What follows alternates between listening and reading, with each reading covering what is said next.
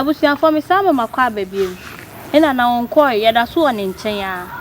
na ensem bi eha me asa ensem bi ma ya ti ensem bi ena mpese me bisa no nana ni sama makwa Abibirem meje so nane ansa me de ya na buku mu de na kakra na ya na mate no ma bisa no a kire mase ye yese asantemamwa abrofo ba ha ni bekonto kwa ye den yenye abrofo konya asem enti abrofo no baaye no buruni na wodi ka baaye no asantefo no entie no ene wokoye echese na nye na adweno de baaye no wo mu ne na anya adwen ni wo mu kokoye enti wokoye no ena wo mu sa baaye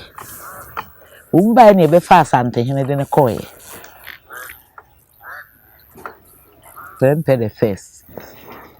umbe fa no umbe fa ne koye umbe fa me ko so she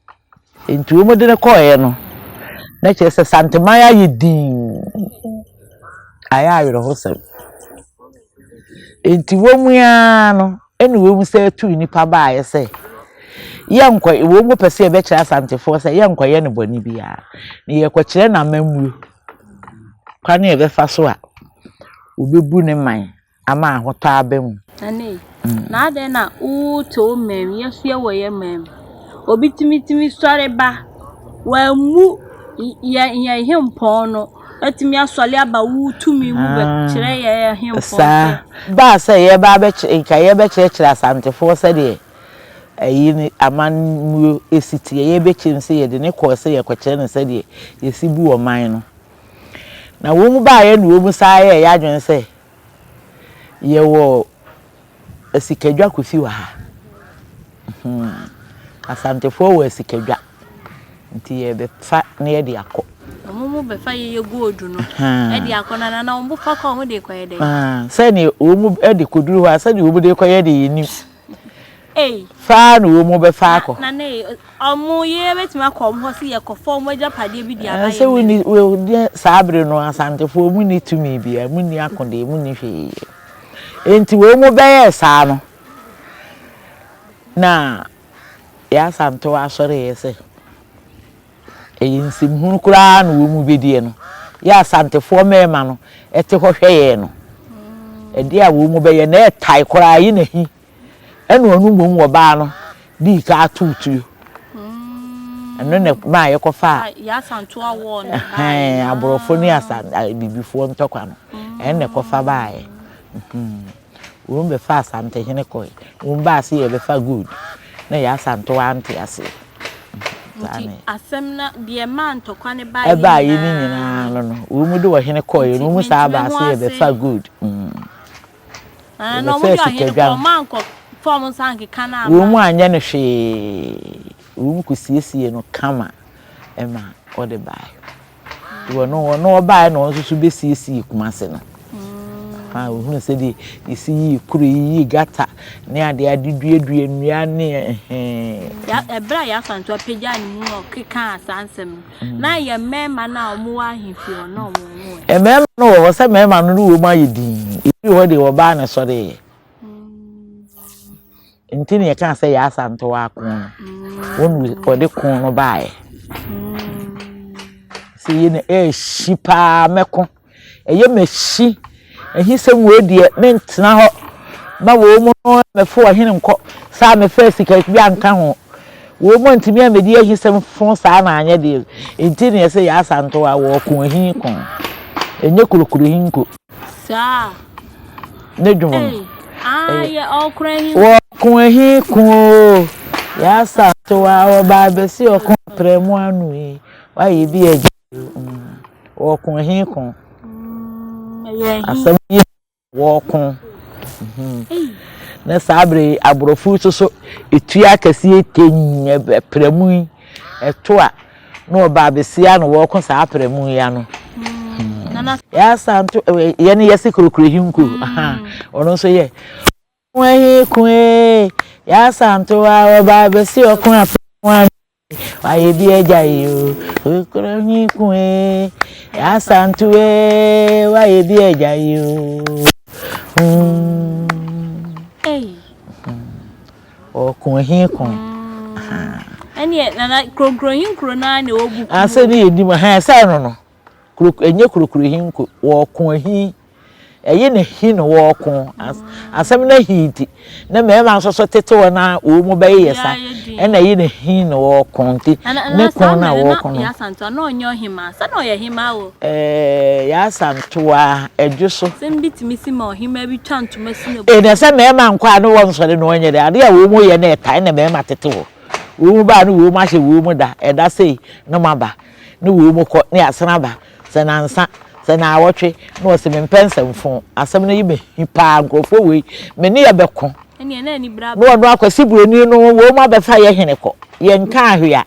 mo masa ye te he adwene ho a ye sika dwa no a ebo santema ho ban no mo sra ba abefa ako enye yi ene wo ne bufu ye na me ma ne sam ho na ne bufu ye se wo tie ni ye pa enti na msi abre ni abre bia subscribe NYANSAPO TV mame no wenum nyina nya NYANSAPO a wonti ne baabi a o NYANSAPO TV pe e na abati wenum nyina nana oba ya Asantewaa onu twa wo utwa entumasi ne bo enti nana omukon ye no omde ya hene ne breye say ya Asantewaa akra wo mu sa akire wo no so de ne ko na ya Asantewaa mum de wuwu ho wanse ama ya hene de wo sa ba omochi ne ko ye wo mu se wo mu kosiesie de kwakire na mamu nti wo mu sa de ne ba na ne ya Asantewaa toyo ho no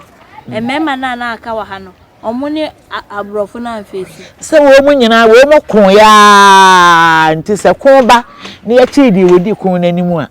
eche se kon na gu nti wo mu chiri ya Asantewaa de na sikadwa so ye di kosie yi wo mu ahunu de wo se wo mu be kon abefo ye be ye de ni wo mu ahunu de wo nti ya Asantewaa no wonu otwa ntomasi ne bo ekon wa abra na me makora esuro sura abrofo no ne yetu ya akese na ye pimpini ye chi no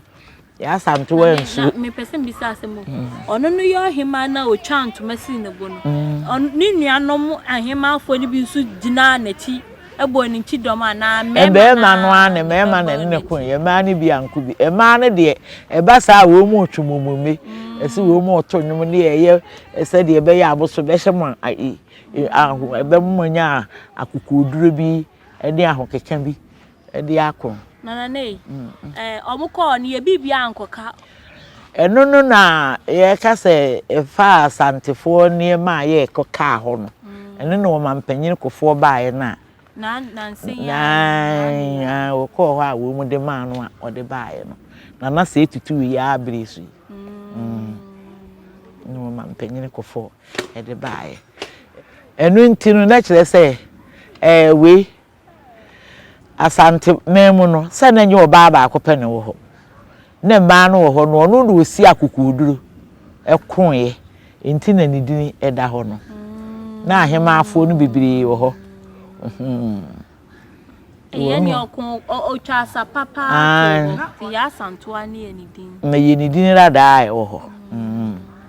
sa Asante men ye wo Asante be ma de Asante oba de Asantewaa enti wono no de ya Asantewaa enti kon no okon ye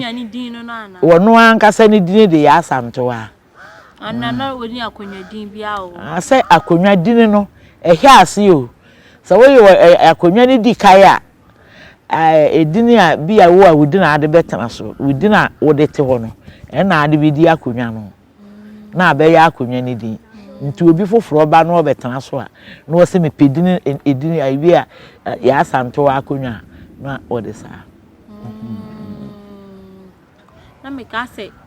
o wa akonwa din bia bi wo ho nti ono no ni ohima odi kan o betana akonwa so wono edwoso ho no no se na ahema ni bi ka ho kra wono sa wo ba akonwa a wo befa no so wo sa na tie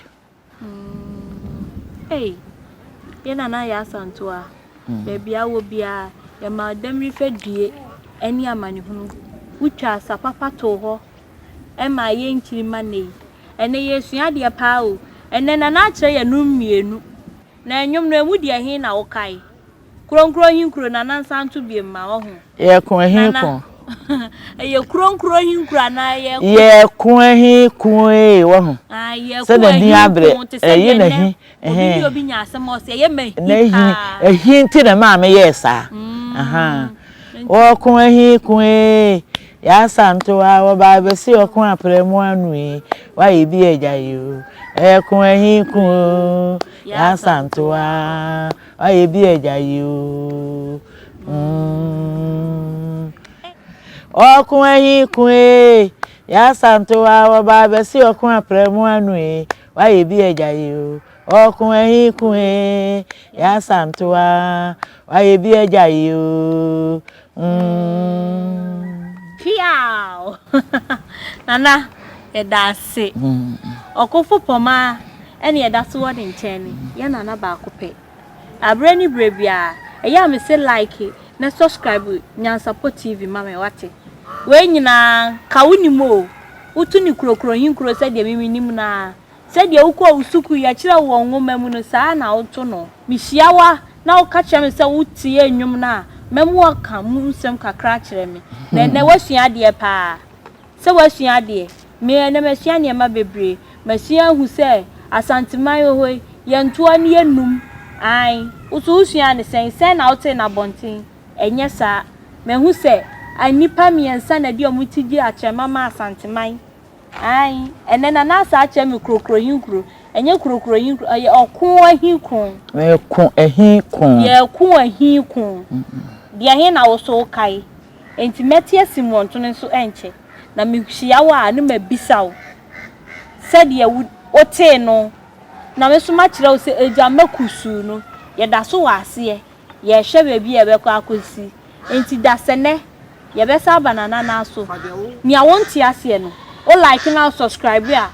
comment mame ni e bia wo nsem bisa bi wo ha me misa ama na enyi anu ama enti eno sa no o comment mami a adameba na nanchen no me bisa wo nsem bisa na wo bisa na wanti ase no wasa kire mu wo hobiem amaye fi se enye panini na wasem ye me do se panini ne wonim de enti ne aba Okofo Pomah ho esan se onim de enti ene e ba ne na so no enti wo nsem bisa no twiro no comment section wo fato wo tweme na me meba ni abekenkan ni a kire wase da sene ye be se hia NYANSAPO TV